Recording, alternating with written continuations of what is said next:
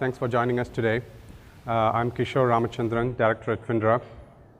Today we'll talk about market data visualization and a unified data platform that we have. Janaki and I will be talking about it. So we want to first give an introduction on who we are, who FINRA is, what we do, what does our data processing look like, and then Janaki will take us through some of the use cases that we have, like what kind of interactive analytics we do, what are the challenges we have. I mean, we have lots of data, so what are the typical challenges we have? We inherited a bunch of legacy systems. What are the business challenges we had, and how did we actually approach with a solution? And then we'll kind of take a dive into the technical implementation of things. How we actually implemented it? What are the different products we used, and also how did we scale it up? What are the operational efficiencies we used? And then we'll open the floor for questions. So a brief introduction about FINRA. FINRA is Financial Regulatory Authority. How many of you are have a background of financial services? Okay, very good. That's quite a bit. Thanks. So I'll just keep it very brief. So FINRA is our mission is to investor protection and market integrity. And at a high level, what we do is we make rules for fair trading practices.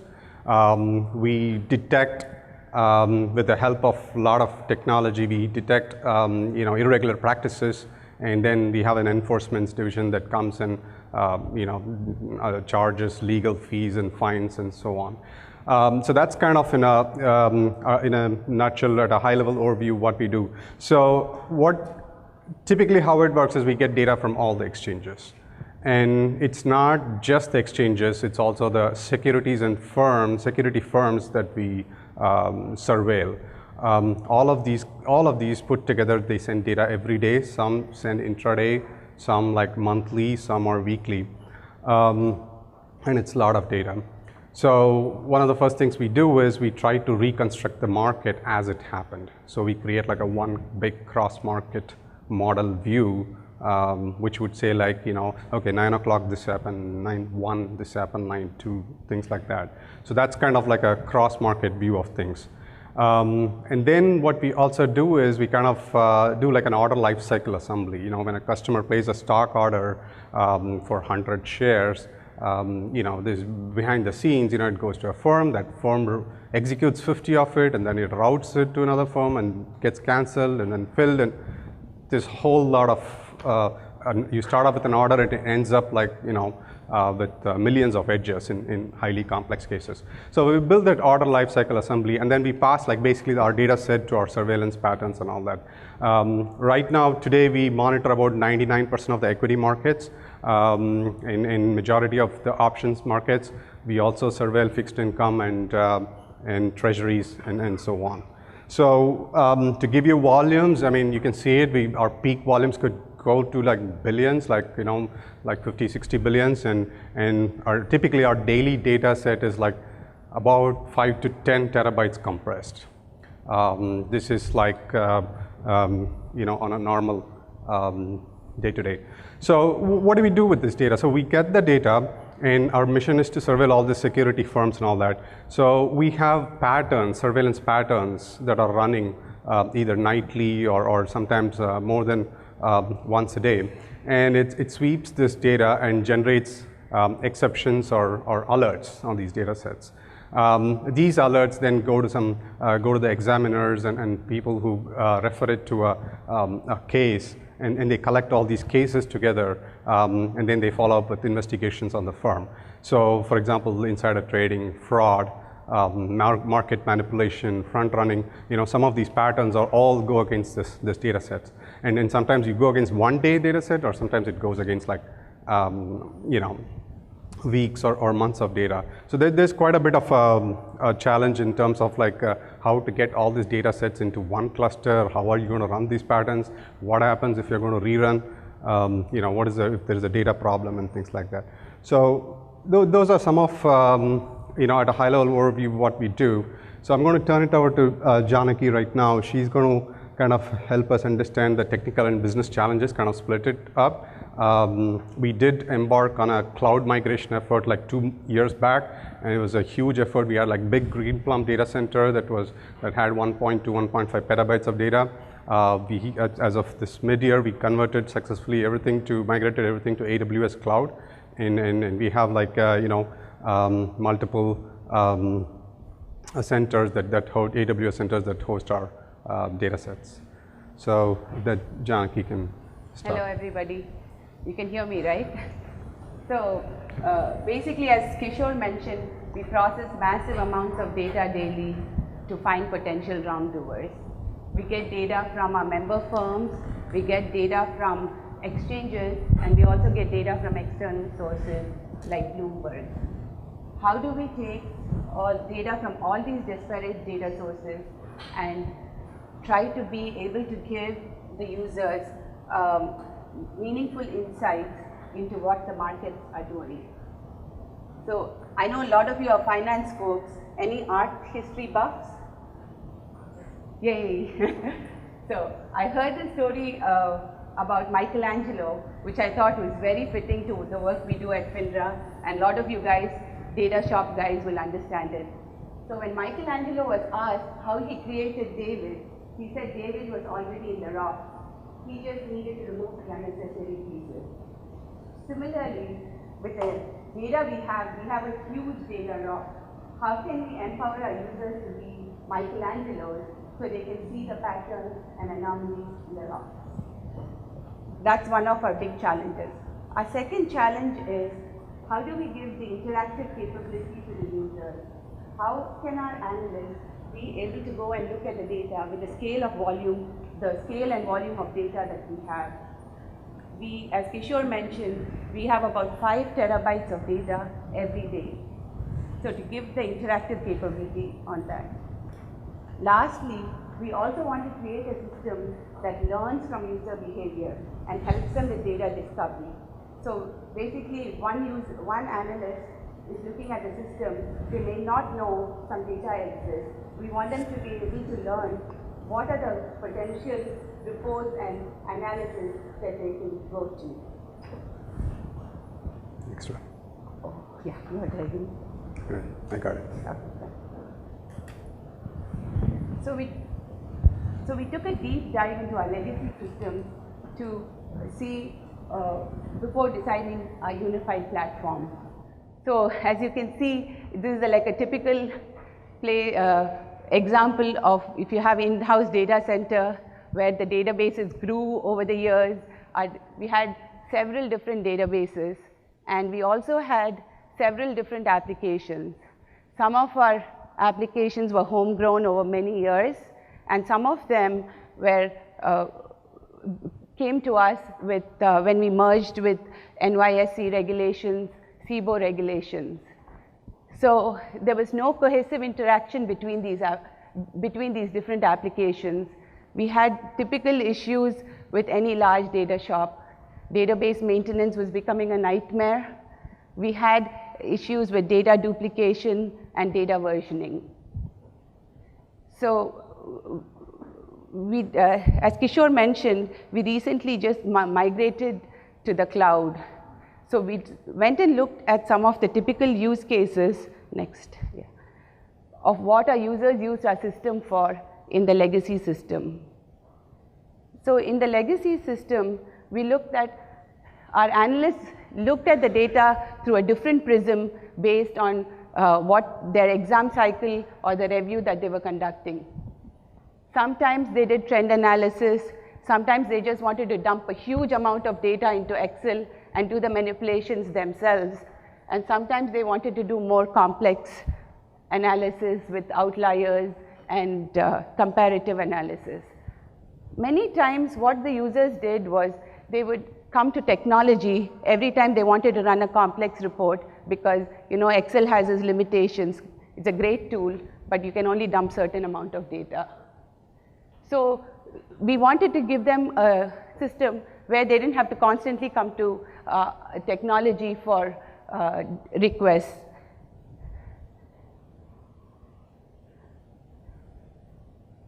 So we basically wanted to empower our users with a self-service tool for data discovery and for interactive advanced analytics.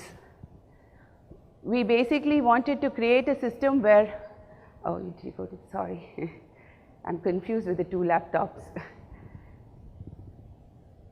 So basically we wanted to give them a system where they could go and do the advanced math already built into the systems. They didn't need to know the complex data science or the analysis that was there, that they could, they already had it built in there. I know Da Vinci is winking at you guys today. Basically, we want to give them the Da Vinci code. We want them to be able to see patterns where others see chaos. As you can see, I love art, so everything here is related to art.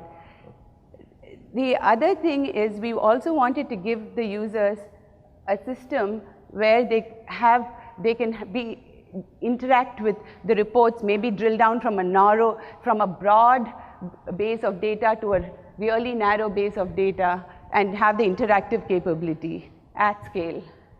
And lastly, as I mentioned before, we wanted to create this unified platform where they would be able to have, they would be able to discover data and basically create a system that learns from other user behavior and their own user behavior and adapt and show them things they may not have seen before.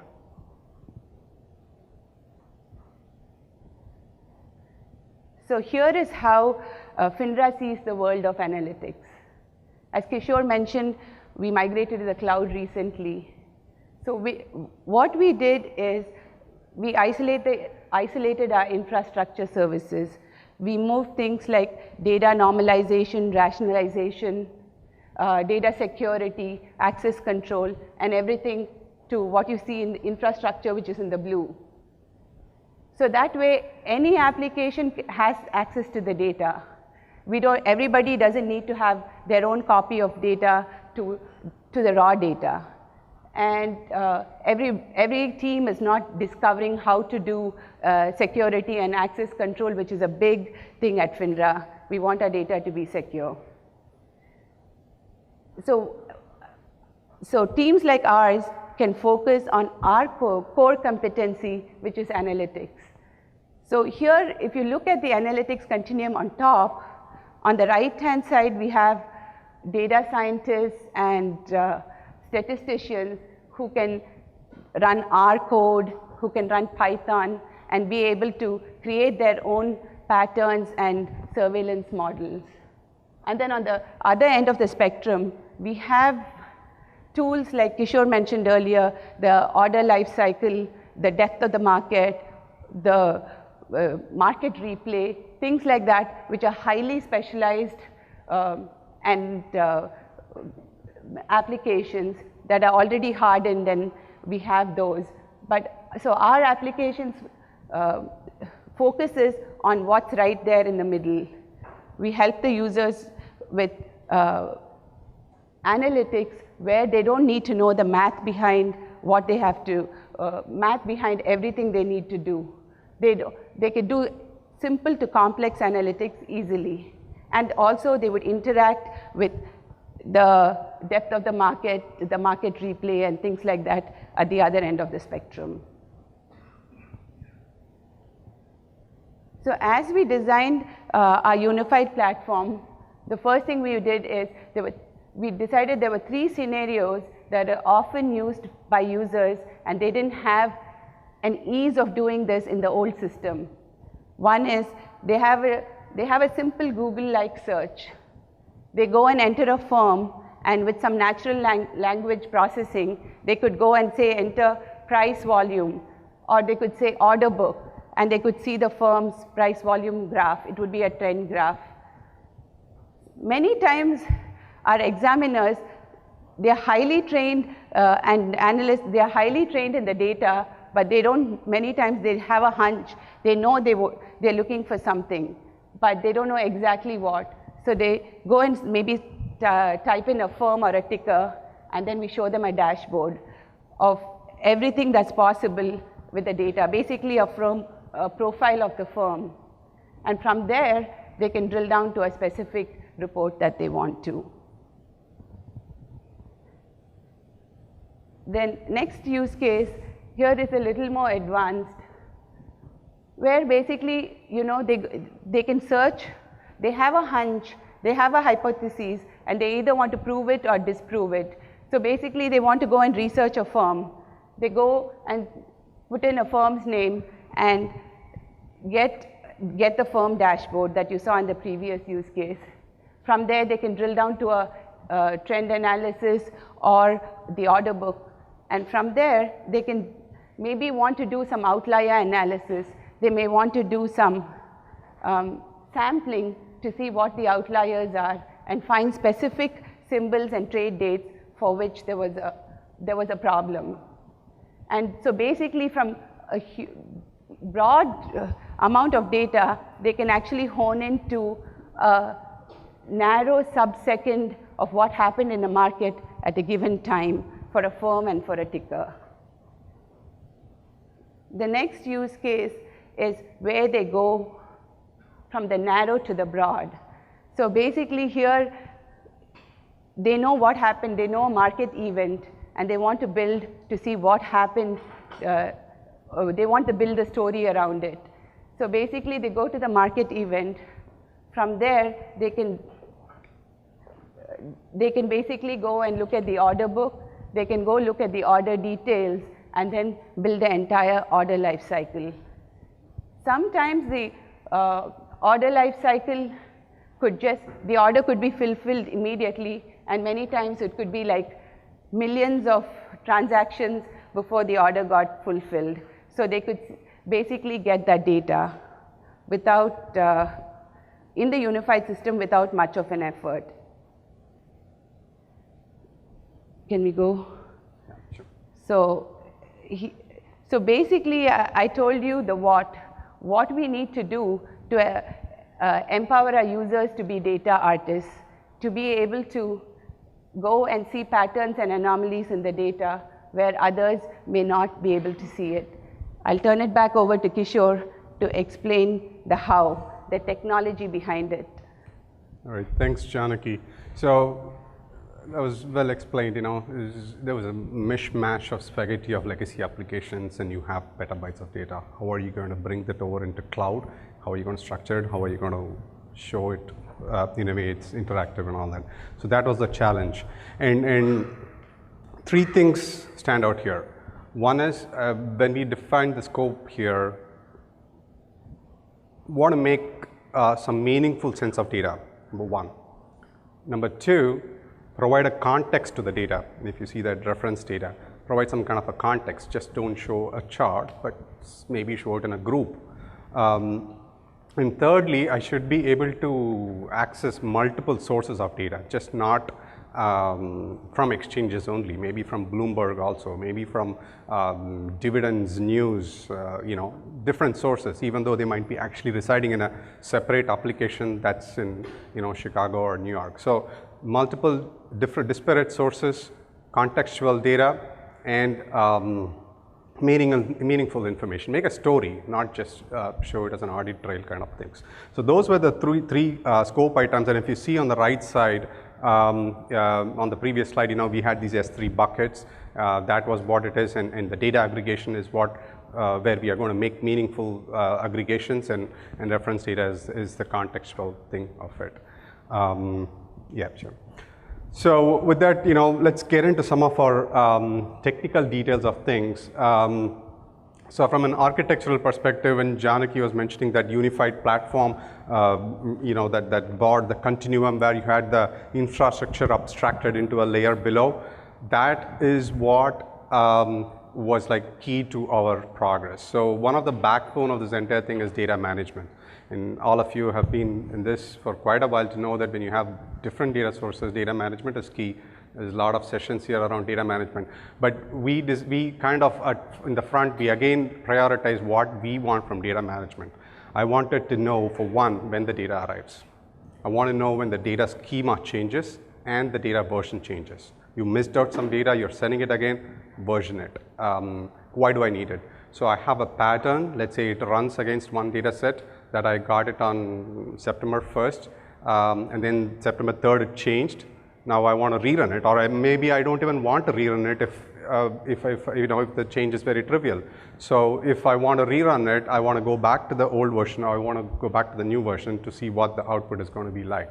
So data version and schema version was very important in our list of things, along with event notification services. Cataloging was also quite important. Cataloging is that I want to be able to put in one place all the DDLs. If you're going to use Hive DDLs or Presto or any of these different DDLs, I want to be in one place so I can make it aware for the entire enterprise. And lineage and dependency was also important, like which applications use my data. So we wanted to build a consumer-provider relationship even within the organization. Externally you get all that, but the order lifecycle assembly may be constructed by one application which is used by another system altogether. So those were some of the key things that we encapsulated in the data management. And then from an application perspective, it was a question of just bringing up a cluster and pointing it to that shared meta store. So now I have all the data that's there sitting in my S3 buckets in my kind of to be able to access it with that corresponding Hive or whatever meta store schema definitions that you have.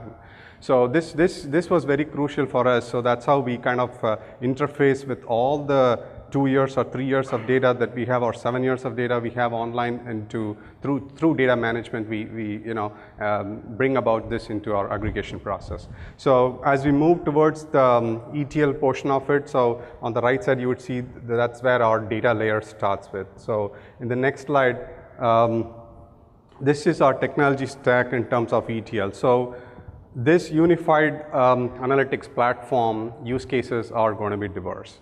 So when we do that, we couldn't find one single database that can take care of all of these things. We had to have an adaptation of multiple different, different database types for each use case. We use, for example, Presto, directly going against S3 for large data sets without much transformations. I just want to bring the data as is in a time series fashion, just put it up there. We used Redshift, Amazon Redshift, where I would store all my aggregates like volume concentration, symbol, firm, put these aggregates that you most definitely need for your analytics as part of your storytelling. Put that in your MPP database, which is Redshift.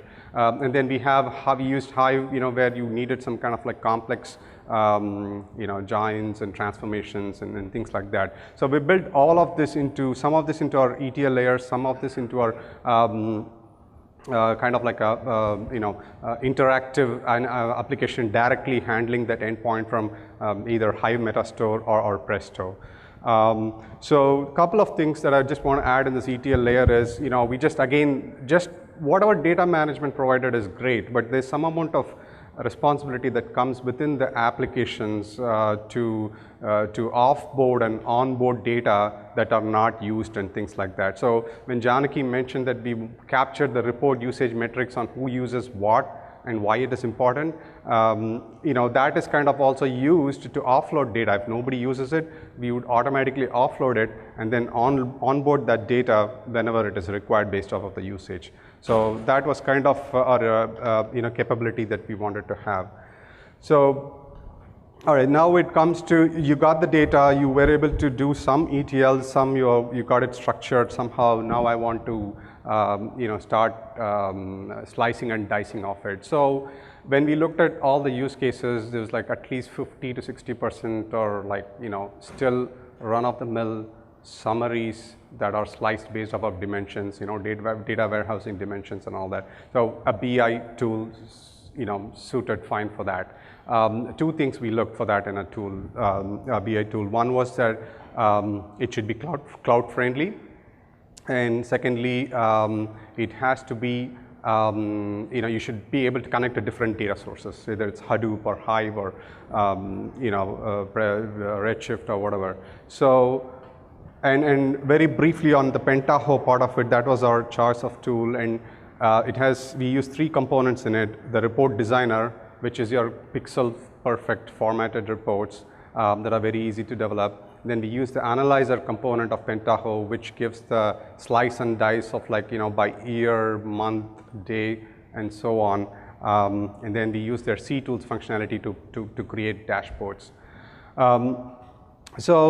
And within this whole, and we didn't want to use the Pentaho BI product as it is, and because we wanted our web application layer or a shim around many of these things, because we might add in more tools. For example, we added high charts, we added D3 and so on. So we wanted to have some like a shim around these BI tools so that I could like add my own help text. Security, I can add a domain controlled security, access, and then historical information like report usage metrics and things like that. So all that we encapsulated in a web shim and kind of there when you see here the dashboard server, that's what it is. It's running on a Tomcat, which gives some amount of we're not totally dependent on the BI platform to make all these metrics calculation and tracking.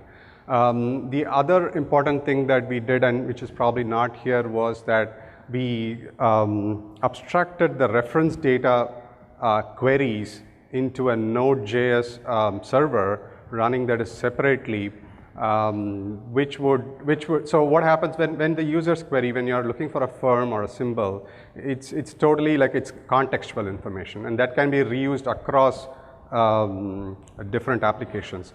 So we put that Node.js handle all the reference data loads, because there's going to be a lot of them, and that Node.js calls would be part of the dashboard server also. So you have like a web server standing in the front, Apache, that decides what kind of a REST call it is. Are you going to is it a Pentaho REST call, or is it a Node.js call, or is it just your Angular, or it's a high chart or whatever, and then that directs it to the appropriate server, and it includes your SSO authentication and header information. So it carries forward your usage metrics back to the database where we track it. So this is kind of in a nutshell how this platform works here. Now the key to one of, on the top you see this Puppet and CloudFormation. One of the very important things we learned, and I think it was very useful for us, is the continuous delivery principle. So right from the day one, we automated the installation of the software and installation of all the applications using CloudFormation JSON templates and Puppet scripts, so we can bring up and bring down our web servers, AWS EC2 servers, whenever we want, with different configurations. We needed that for all the performance tests, so I can use, I can change dynamically the type of instance I need, and if I wanted a bigger instance or a bigger group. So we wanted to keep that configurable and not waste time at every step of the delivery process to make a code change. So this is kind of at the BI layer where the users would be actually hitting whether I want to see narrow to broad search, or a broad to narrow search, or a canned formatted reports. And then, yeah, you can go to the next. Okay, so scalability. So like I said, code deploy, we use code deploy, Puppet, and CloudFormation, where I would like to emphasize on that.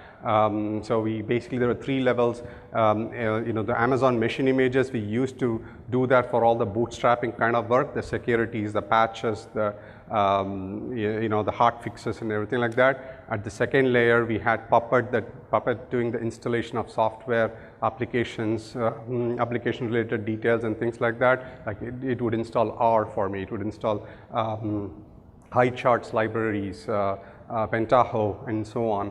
And at the third level was the CloudFormation that will help me tune the resource types that we want to use, like M2, 4 extra large AWS EC2 instance or whatever.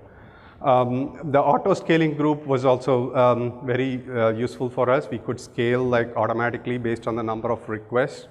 We put this in an AWS auto scaling group. So you had this entire BI stack that could scale into multiple servers. A few of the things is that we had like health checks to detect gaps in new versions. What happens is when you have users querying against the data, they don't know what data is not there. And how do you tell them? Because we want to, the whole idea is to bring this as a self-service model. Stop these emails going around and forth. Hey, can you show me this data? So we expose the data availability and data health checks also as REST calls. So the the users could see what is actually available as opposed to what is not yet loaded. All this through the front end, I could then determine whether I need to make a request or not, and make it as a truly self-service model. So those are some of the things, and also I think the dashboard for usage metrics is an important one. We've already mentioned that. The one feature that we implemented in that is not just which user used what report. I'm now able to track which user used what report for what data, because that was crucial into specifically when the management asks you, hey, why are you keeping 3 years of data online if nobody is actually using it? So the question was like, I don't know. Sometimes this somebody might come and request it. Okay, now you have a history of who used what just at the time of usage itself. So this was very useful for us. So security and access control, yeah, this is like right on top of the list. FINRA takes security very seriously. It's one of the top priority. And at the outset, we have a separate VPCs, virtual private clouds, the dev for QC and prod. So there's no two-way communication there. And also we have all the data are both encrypted both at transit and at rest. So there is no data lying out there that is not encrypted. And this is again like, we use the Puppet and all the AMIs to make sure your disks are all encrypted even before the data gets there. And we have confidential data which have higher level of encryption, like KMS encryption and so on, because there's account numbers and things like that. So those are some of the security controls we have. What do we mean by domain-based access control? So what we have seen in the past is reports get developed and it just proliferates. The same report with some minor variation and across different domains. So we were able to identify our customer segments based off of their functions and create a domain for them. And all the control and the reports, metadata, everything would point to that domain. So you had access to that domain, you had access to that reports. You could give access to other department, but that had to be gone through a separate channel. This allowed us, and down the line, when we added, like when we have now we have the ability to add comments or annotations. Sorry. Oh, okay, thank you. So when you want to add the annotations or comments, it allowed us to, help group users within the same group share these comments and annotations. Kind of like if you use these Waze or traffic, whatever, the maps like that, you would be able to see there was like a lot of comments here, then that's a point of interest for me. All right, let's quickly go through. So from an operational perspective, very important was costing, tagging. That was the most important thing for him. Every AWS resource is tagged, and by tagging it, then Splunk did its job. We just didn't need to do anything. You can do the search on Splunk and dice it and slice it on who's using what. Spot pricing was very crucial. It's kind of that's where we really leverage EMRs is spot pricing, where you can get bring up a cluster and down at very few cents. We use different monitoring tools. Forever is a Node.js NPM module. What it does is whenever it sees Node.js is down, it automatically brings it up after logging that error or whatever. So it kind of provided a full level of operational efficiency. we talked about, we can go to the next one. So approach was Agile based, and I think the main thing was like the user stories to match deliverables to purpose, and I think we emphasized quite a bit on this. We asked the questions, not just collected requirements. It had to have a purpose. The stories, the dashboard had to be a story. What are you going to do with it? What was the purpose? And kind of try to bring all the multiple data sources in one place so it forms a story as opposed to just a report. So that was kind of from the get-go. We involved the users and kind of included in our methodology. You want to go to the next one? Thanks. All right.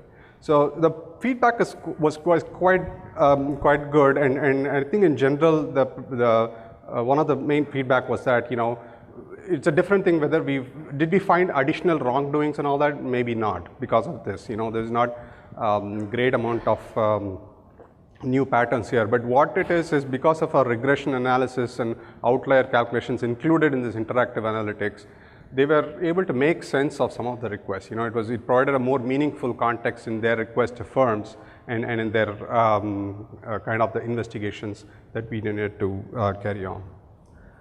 So one of the learnings, there were several learnings, but one of the things is everything fails. I think that's a basic guiding principle. If it doesn't fail, then it is not, something is not right. It fails.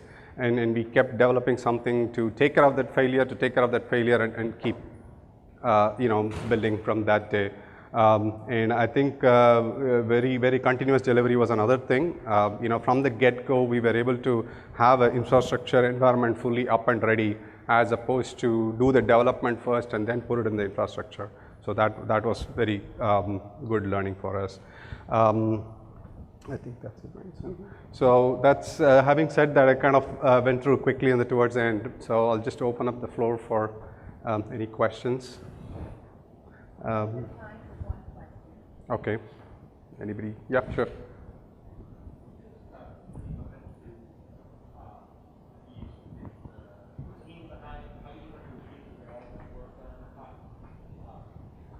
So the question is like, what kind of team you had to build this all up, and how did you start and all that. So the data management is one team, and that, because that is enterprise wide, and that was taking care of cataloging, all those things. The dashboarding reporting is all one team. Within that, you have we have like people who write R scripts or Pentaho dashboards, or, you know, the kind of the BI things and story, graphing, charting, Angular scripts and writing, those were one team that were associating themselves with the users and things like that. And we had one person who would be like the ETL kind of thing. Wherever you cannot achieve interactive analytics, you would go with you know, an ETL kind of aggregation to that. So that was kind of the team structure, and several of the infrastructure components is like ops monitoring for like system usage and all that. Those were all abstracted into a separate set of services. Let's thank them for the talk. Thank you. Thank you.